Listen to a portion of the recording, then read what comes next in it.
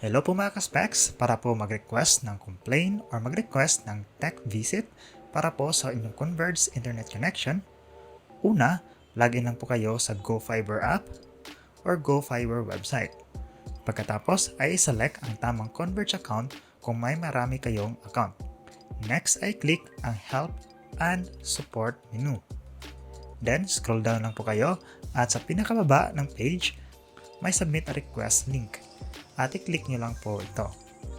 Sunod ay select nyo lang po ang concern type at piliin nyo po ang complaint.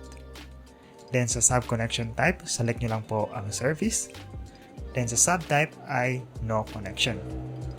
Then pagkatapos automatically mag-generate po ito ng information nyo at kung hindi naman, input nyo lang po yung account number, contact number, email, issue description at modem serial number. Sa akin naka-autofill na po ito at nilagay ko na lang po yung issue description. Ang in-input ko ay LOS since yun ang issue. Then fill nyo lang po ang LOS, PON, at power light indicator. For status of cable checking naman po, select nyo lang po ang intact. Or kung hindi man po intact, select nyo lang po yung other option. Pagkatapos ay submit nyo lang po at mag-generate ito ng ticket number. Then makaka-receive po kayo ng unang email na in progress na ang inyong complaint.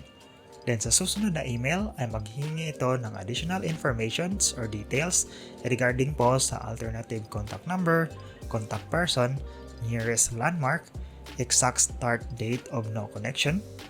Then reply lang po kayo sa mga details na ito. Kinabukasan, pinuntahan po ako ng technician at na-fix na nila. Wala akong nabayaran during this tech visit at after ilang minutes is naging okay na yung internet. So magdidepende po ito sa technician or kung kailan po kayo nag-request ng complaint. Dahil sa previous ko pong issues is umabot ng days. Siguro dahil out of business days yun or depende lang talaga sa area. At again, dito sa complaint ko na ito, almost like 24 hours lang siya. So ganyan lang po ang mag-submit ng complaint or mag-request ng tech visit para sa inyong Converge internet issue. At salamat!